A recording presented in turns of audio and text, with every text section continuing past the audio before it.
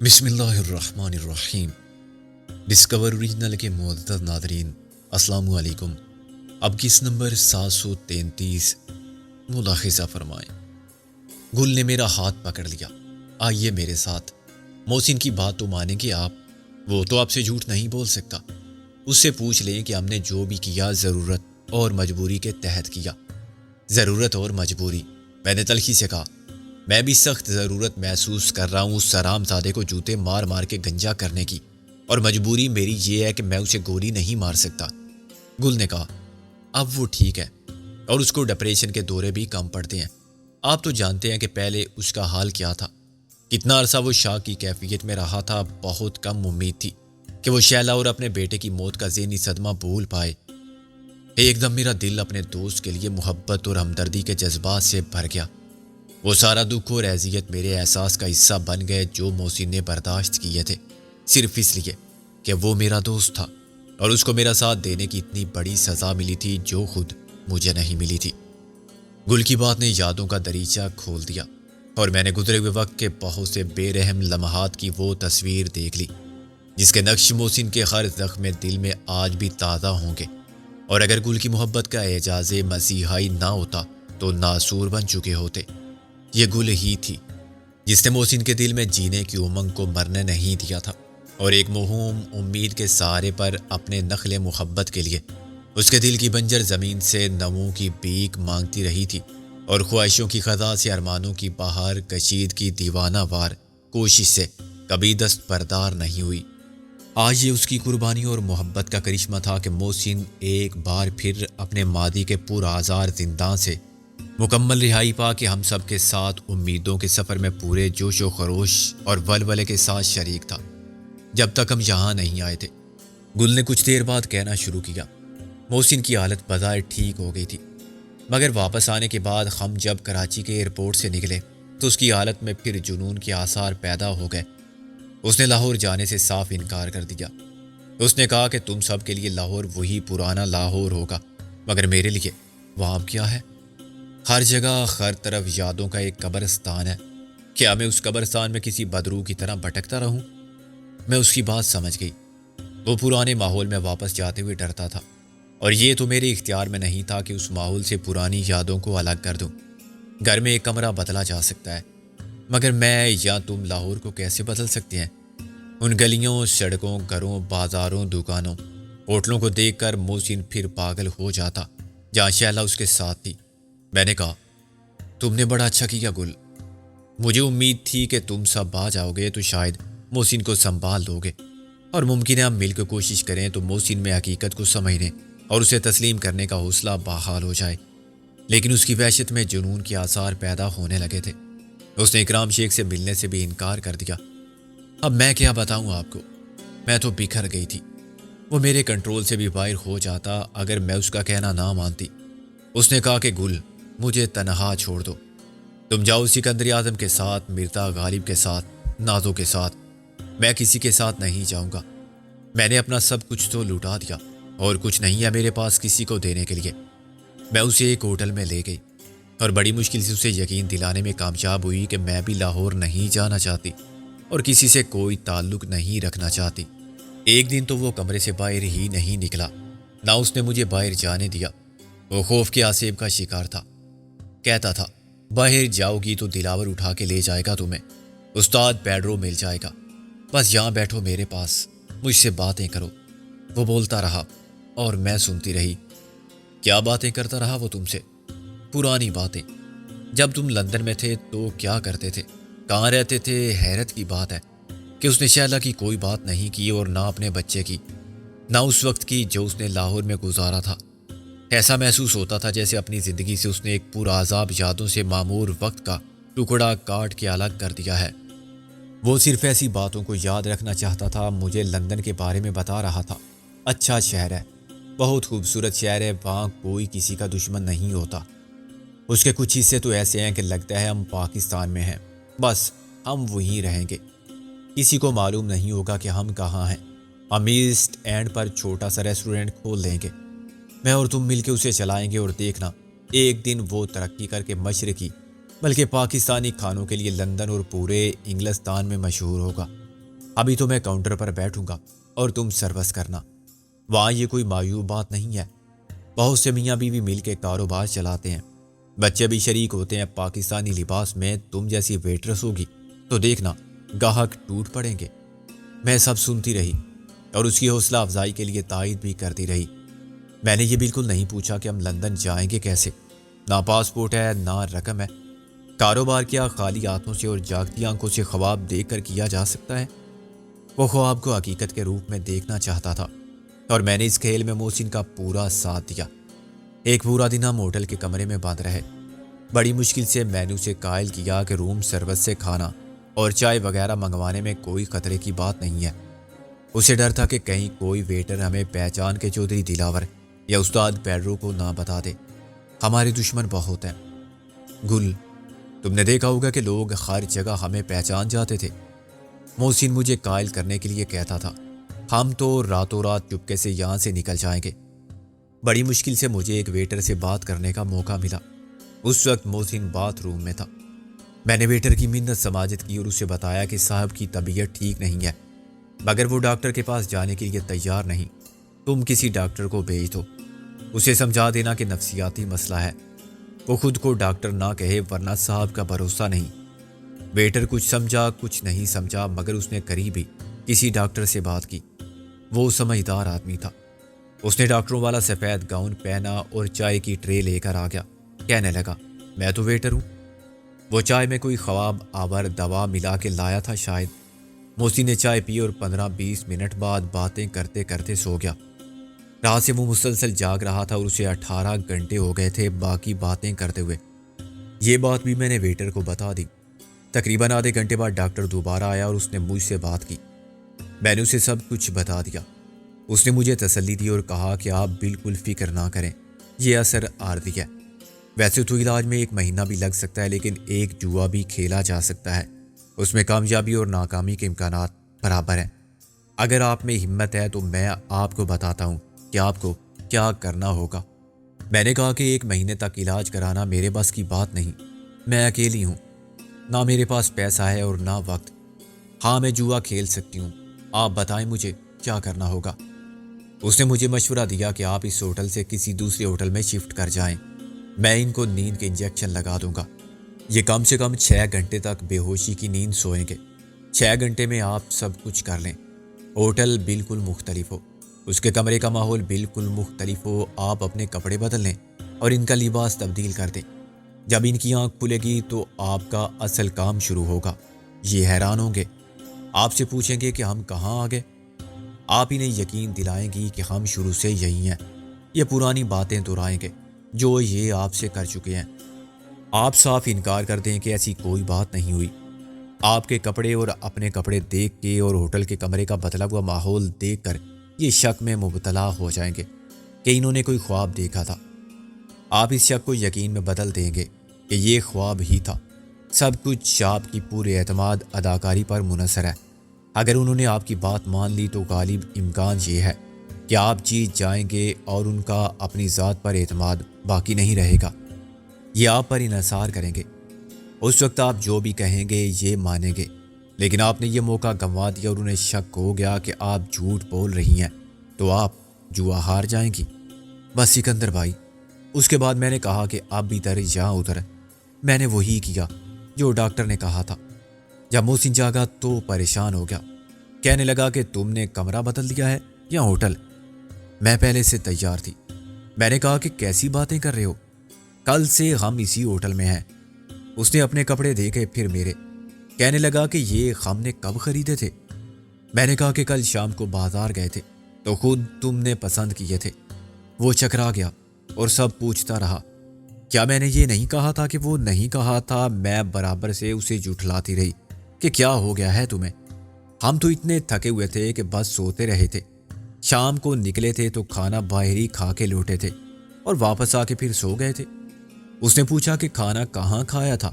میں نے ایک ریسٹورنٹ کا نام لیا۔ وہ کہنے لگا، گل یہ مجھے کیا ہو گیا ہے؟ مجھے تو کچھ یاد بھی نہیں ہے، کیا میری یادداشت چلی گئی ہے؟ میں نے ہنس کے کہا کہ یادداشت نہ رہتی تو تمہیں میرا نام کیسے یاد رہتا؟ سکون آور دواؤں سے اور مسلسل سونے سے یہ فائدہ ہوا تھا۔ کہ اس کے اعصاب پر خوف کا اثر باقی نہیں رہا تھا۔ اس کا ذہن دوسری الجھن میں گرفتار ہو گیا تھا۔ اتنا مختصر میں نے جوا کھیلا اور جیت گئی۔ محسن کا خوف دور ہو گیا، لیکن وہ کسی بچے کی طرح قوت فیصلہ سے محروم ہو گیا۔ میری ہر بات پر وہ کہتا تھا کہ گل، تم کہتی ہو تو میں مان لیتا ہوں۔ بہت سی ایسی باتیں بھی ہوئیں جو میں نہیں بتا سکتی، محسن بتائے گا آپ کو۔ میں نے اسے شرم سے لال ہوتے دیکھا اور کہا، ممکن ہے اسے وہ باتیں یاد ہی نہ ہوں۔ کیا اس نے نہیں سکندر بھائی؟ وہ خوف زدہ تھے یا عدم اعتماد کا شکار تھے، مگر پاگل نہیں ہوئے تھے۔ انہوں نے پوچھا مجھ سے کہ گل، میری اور تمہاری شادی تو نہیں ہوئی ہے نا؟ میں نے کہا کہ آپ کا کیا خیال ہے؟ محسن نے کہا کہ یہاں کے ہوٹل کے رجسٹر میں تو یہی لکھا گیا ہوگا کہ ہم میاں بیوی ہیں، لیکن مجھے معلوم ہے یہ غلط ہے۔ میں نے کہا، غلط ہے تو مجھ سے کیوں پوچھ رہے ہو؟ محسن نے کہا، گل، تم کو مجھ سے ڈر نہیں لگتا؟ میں نے کہا، تم کیسی باتیں کرتے ہو؟ بہت رسک لیا تم نے میری خاطر گل، یہ بھی تو ہو سکتا تھا۔ میں نے کہا، میں جانتی ہوں آپ کو، آپ خود میری حفاظت کر سکتے ہیں۔ محسن کہنے لگا، گل، اتنا بھروسہ نہیں کرنا چاہیے کسی پر بھی۔ ہر مرد کے اندر ایک انسان ہوتا ہے اور ایک حیوان۔ میں نے کہا، آپ کے اندر کا انسان ہی تو میرا محافظ ہے، جس نے اس حیوان کو قید کر رکھا ہے۔ یہ ناممکن ہے کہ وہ حیوان میرا کچھ بگاڑ سکے۔ میری باتوں کا بڑا عجیب اثر ہوا۔ محسن رونے لگا، کہنے لگا، گل، میں بہت برا آدمی ہوں۔ میں نے بہت پریشان کیا تھا تمہیں، لیکن تم نے مجھے مرنے نہیں دیا۔ میں ضرور مر جاتا شیلا کی موت کے بعد، مگر تم نے اپنی زندگی مجھے دے دی، اپنا سب کچھ داؤ پر لگایا اور مجھے بچا لیا۔ تم نے مجھے چھوڑا تو پھر کوئی مجھے بچانے نہیں آئے گا۔ میں نے کہا، میں آپ کو کیسے چھوڑ سکتی ہوں؟ محسن نے کہا، جیسے شیلا نے چھوڑ دیا تھا۔ تمہارا کیا بھروسہ؟ وعدہ کرو کہ مجھے اکیلا نہیں چھوڑو گی، ہمیشہ میرے ساتھ رہو گی۔ اب تم ہی میرا سب کچھ ہو، میری زندگی، میرا احساس، میری آنکھیں، میرے ہاتھ، میری طاقت، سب تم ہو۔ میں نے وعدہ کیا، اور اس کے بعد ایک بڑی خوشگوار تبدیلی آئی۔ محسن کہنے لگا کہ اب ہم لاہور میں اپنا گھر بنائیں گے۔ ایک گھر سکندر کا اور رابعہ کا ہوگا، ایک غالب کا اور نازو کا۔ کوئی چودھری دلاور اور کوئی استاد پیڈرو ہے تو ہوا کرے، ہمارا اس سے کوئی تعلق نہیں ہوگا۔ پھر 2 دن سکون سے گزر گئے۔ جانتے بوجھتے میں نے اکرام شیخ کی بات نہیں کی اور نہ تمہارا ذکر کیا، لیکن میں نے لاہور فون کر کے وکیل صاحب سے بات کی تھی اور انہیں بتا دیا تھا کہ میں کراچی میں ہوں۔ یہ بھی بتا دیا تھا کہ ہوٹل میں کیا کر رہی ہو۔ ہاں، سب بتا دیا تھا۔ اور منظر صاحب نے کہا کہ شاباش لڑکی، ڈٹی رہو مقابلے پر جب تک وہ انسان کا بچہ نہ بن جائے۔ آپ تو ان کی عادت جانتے ہیں۔ کہنے لگے، اتنا کیا ہے تو ایک کام اور کرو۔ میں نے کہا، ایسی کیا بات کہہ دی تھی اس نے؟ خاموش کیوں ہو؟ گل نے شرما کے کہا، منہ پھٹ آدمی ہیں وہ۔ کہنے لگے کہ اسے پکڑ کر لے جاؤ کسی قاضی کے پاس اور 2 بول پڑھوا لو، گواہ وغیرہ سب مل جاتے ہیں بی بی، بس کسی طرح وہ قید شریعت میں آ جائے، پھر ساری عمر تمہارا غلام، بندر کی طرح نچانا ہے سالے کو۔ اور بھی بہت سی فضول باتیں کی تھی، میں کیا بتاؤں۔ میں نے ہنس کے کہا، مجھے معلوم ہے اس نے اور کیا کہا ہوگا۔ کہا ہوگا کہ شادی کے بعد ہر سال ایک زنجیر پہناتی جانا۔ گل نے کہا، بھائی سکندر، آپ تو مت کریں نا ایسی باتیں۔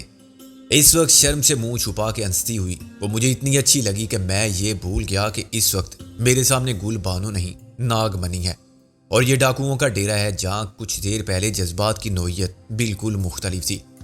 یہ سب تو واقعی قابل تعریف ہے۔ تم نے وہ کام کیا جو شاید کوئی بھی نہیں کر سکتا تھا۔ میں نے کہا، لیکن اس کے بعد یہ حماقت، اپنی پرانی زندگی کی طرف لوٹ جانے کا فیصلہ، چامانی دار، وہ بھی بتاتی ہوں۔ آپ ایک حادثہ سمجھ لیں اسے۔ میرے ذہن میں یہ خیال آنے کا سوال ہی پیدا نہیں ہو سکتا تھا۔ گل نے کہا، تیسرے دن میں نے ڈرتے ڈرتے محسن سے کہا کہ ہمیں سکندر اور غالب کا بھی پتہ کرنا چاہیے۔ اس کی ذہنی کیفیت بڑی عجیب تھی۔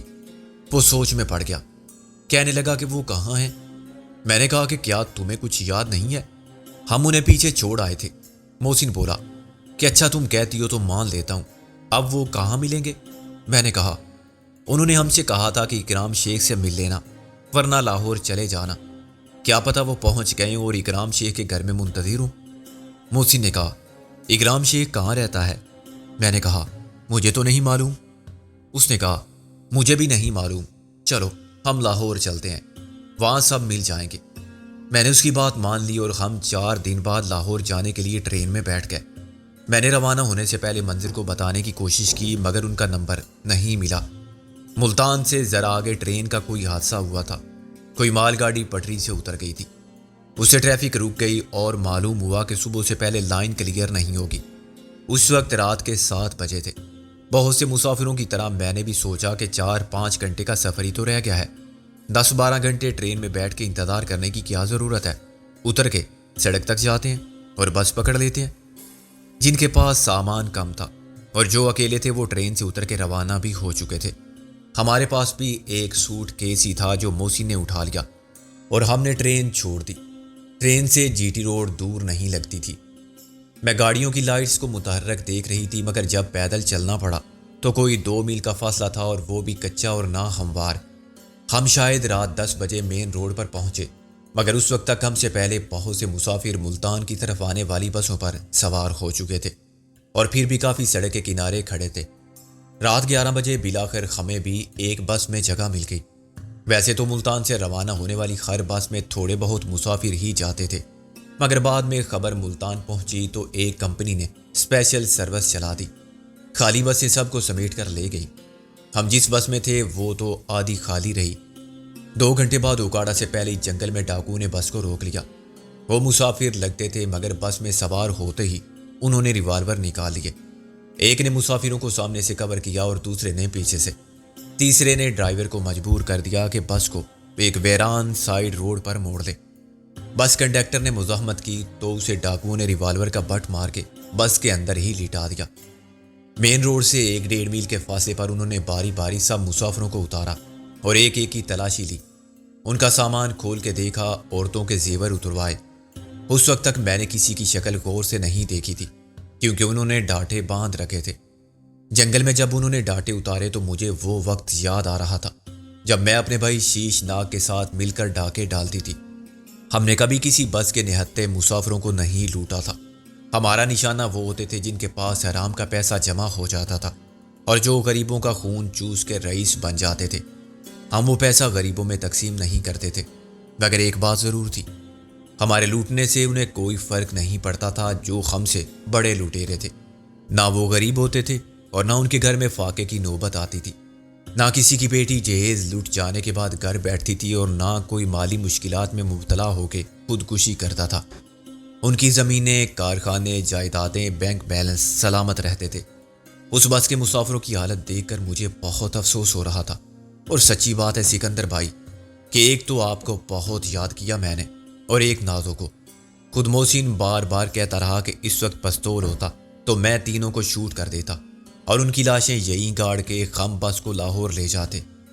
خیر جب میری باری آئی تو میں نے محسن سے کہا کہ خاموشی سے سب ان کے حوالے کر دینا، خواہ مخواہ کچھ بولنے کی ضرورت بھی نہیں ہے، یہ سمجھنے والے لوگ نہیں ہیں اور نہ شرمندہ ہونے والے۔ ہم نے اپنا سوٹ کیس ان کے حوالے کر دیا اور انہوں نے وہ ساری رقم نکال لی جو ہم ہاسپٹل سے اپنے ساتھ لائے تھے۔ وہ ہر مسافر کو لوٹنے کے بعد بس میں بھیج دیتے تھے جہاں ان کا ایک ساتھی موجود تھا، دوسرا نیچے کھڑے ہوئے مسافروں پر ریوالور تانے کھڑا تھا اور تیسرا مال جمع کرنے میں مصروف تھا۔ میں نے اسے دیکھا تو اس کی صورت مجھے دیکھی ہوئی لگی۔ میں نے ذہن پر زور دیا اور ایک دم مجھے اس کا نام بھی یاد آ گیا۔ میں نے کہا، تم خلیفہ گوجر ہو نا؟ تم شیش ناگ کے ساتھی تھے، کمینے نامراد۔ وہ اتنے زور سے اچھلا جیسے اسے 420 وولٹ کا کرنٹ لگ گیا ہو۔ اسے غور سے مجھے دیکھا اور اکلا کے بولا، تم کون ہو؟ ریوالور اس کے ہاتھ میں کانپنے لگا تھا۔ میں نے پلٹ کر دوسرے کو دیکھا اور کہا، ادھر آ تو ذرا میرے سامنے، میں دیکھوں تیری شکل بھی سورما۔ اب میں کیا بتاؤں کہ گھبراہٹ سے ان کی حالت کتنی غیر تھی۔ یہ میری بہت بڑی غلطی تھی کہ میں نے ایک کو پہچانتے ہی فرض کر لیا تھا کہ باقی بھی اسی گروہ کے لوگ ہوں گے جس کا سردار کبھی میرا بھائی تھا، اور اس وقت خود میری حیثیت گروہ کے سردار سے کم نہیں تھی۔ بس میرا پارا چڑھ گیا کہ جو کل تک میرے سامنے سر اٹھا کے بات نہیں کرتے تھے وہ آج مجھے ہی لوٹ رہے ہیں۔ اس کا اثر الٹا بھی ہو سکتا تھا، وہ گھبراہٹ پریشانی میں مجھے گولی بھی مار سکتے تھے۔ ڈاکو تو ڈاکو ہی ہوتے ہیں، وہ کسی رشتے کا لحاظ نہیں کرتے اور اب تو رشتہ بھی پرانا ہو گیا تھا۔ یہ بھی ہو سکتا تھا کہ خلیفہ گوجر بعد میں کسی اور ڈاکو کا ساتھی بن گیا ہو۔ خیر اس وقت تو اللہ نے بچا لیا۔ اتنی ہمت آ گئی تھی مجھ میں کہ میں خلیفہ گوجر کو چھوڑ کے دوسرے کے سامنے جا کھڑی ہوئی۔ اسے بھی میں نے پہچان لیا۔ آپ باجی باجی آپ! اس کے منہ سے بد حواسی میں کچھ اور نکلا۔ میں نے ایک ہاتھ مار کے اس کا ریوالور نیچے گرا دیا۔ باجی کے بچے، آگے بول، نام یاد ہے میرا یا وہ بھی بھول گیا ہے؟ چلا مجھ پر گولی اگر ہمت ہے تو۔ بس اس کے بعد تو نقشہ ہی بدل گیا۔ خلیفہ گوجر اور لال دین پوپٹ دونوں ہی معافیاں مانگنے لگے اور پرانے واسطے دینے لگے۔ ان کا تیسرا ساتھی نیا تھا۔ اس صورتحال پر وہ ناخوش تھا۔ اس نے ایک ایسی بات کہہ دی کہ خلیفہ اور پوپٹ دونوں ہی اس پر چڑھ دوڑے۔ میں نہ روکتی تو شاید وہ اسے ختم کر دیتے۔ میں نے حیرانی سے کہا، اتنی مروت اور وزے داری ہوتی ہے ان ڈاکوؤں میں؟ سب کا تو میں نہیں کہہ سکتی، لیکن میرا بھائی جو شیش ناگ تھا، اس کا گروہ اس کا خاندان تھا۔ اس میں وہ باپ کی جگہ تھا تو مجھے وہی عزت و احترام حاصل تھا جو ماں کو ملتا ہے۔ وہ سب شیش ناگ کے بیٹے تھے اور وہ ان کا خیال بھی بیٹوں کی طرح رکھتا تھا۔ یہ اسی کے سلوک اور تربیت کا نتیجہ تھا کہ خلیفہ اور پوپٹ میرے سامنے ہاتھ باندھ کے کھڑے ہو گئے، بالکل اسی طرح جیسے پہلے ہوتے تھے۔ مسافر اس صورتحال پر خوش بھی تھے اور حیران بھی۔ یہ سب کے لیے انتہائی ناقابل یقین بات تھی کہ ان کے ساتھ سفر کرنے والی ایک لڑکی نے، جو صورت سے بھی شریف اور معزز نظر آتی ہے، ڈاکوؤں سے ہتھیار رکھوا لیے اور پھر سب کا مال واپس کروا دیا۔ سب مسافر بس میں سوار ہو گئے تو بس پھر لاہور کے لیے روانہ ہوئی۔ میں نے مسافروں سے کہا، اب آپ لوگوں کو سب کچھ واپس مل گیا ہے۔ کسی نے لاہور جا کے پولیس کو رپورٹ کرنے کی کوشش کی یا اس معاملے کو اخبار والوں تک پہنچایا تو پھر نتائج کا ذمہ دار وہ خود ہوگا۔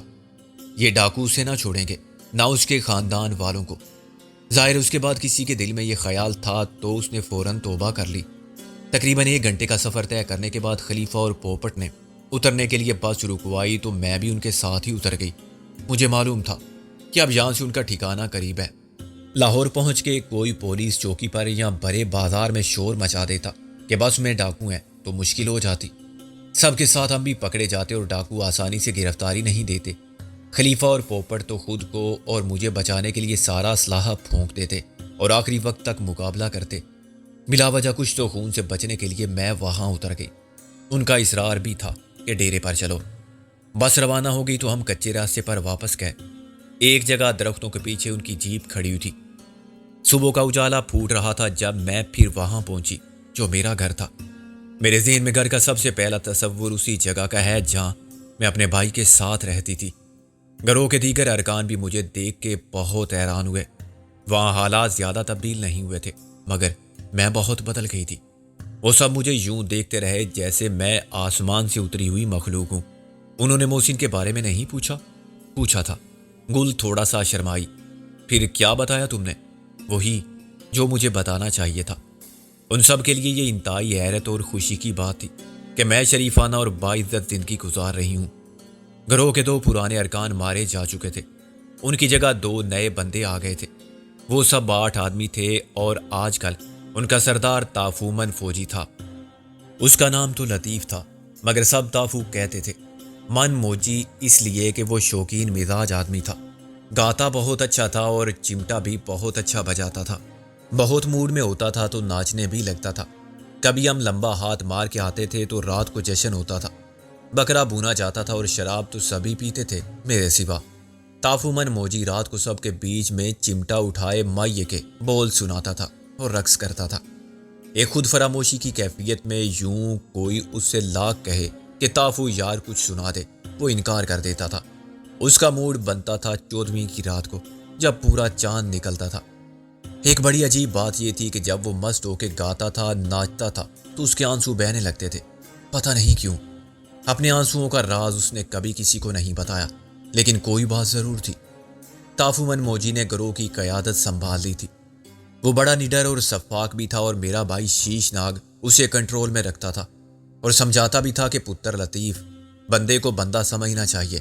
ہاں وہ دیوار بن جائے تو اسے بے شک گرا دو، مگر وہ راستہ دے تو چھوڑ دو۔ تو من موجی بھی ہے اور جلاد بھی ہے اور یہ کوئی اچھی بات نہیں ہے۔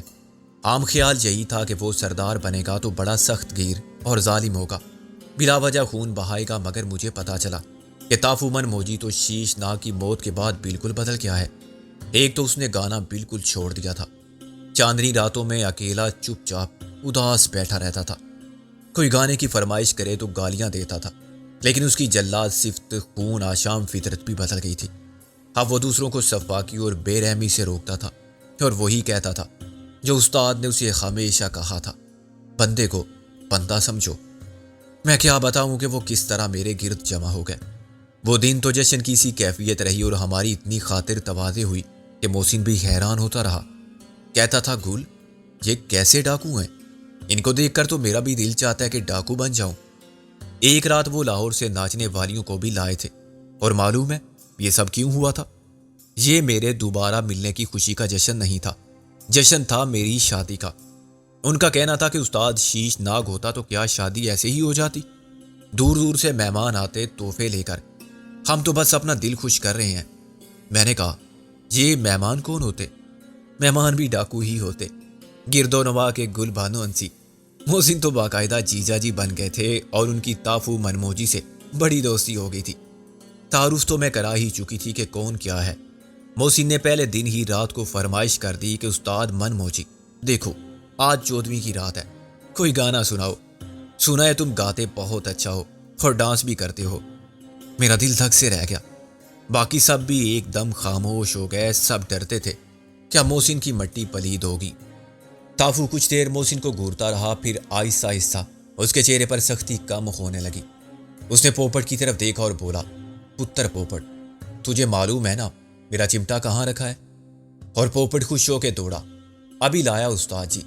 اس رات پھر ہم سب نے پرانے تافو منموجی کو دیکھا، اسی طرح گانے کے بول سناتے ہوئے، چمٹا بجاتے ہوئے، رقص کرتے ہوئے اور روتے ہوئے۔ اس نے میرا مان رکھ لیا تھا۔ جب وہ تھک گیا تو اس نے چمٹا محسن کو تھما دیا، اب یہ ساتھ لے جانا اور پھر کبھی نہ کہنا مجھ سے گانے کے لیے۔ آج تو یہ مردہ تیرے کہنے پر زندہ ہو گیا تھا۔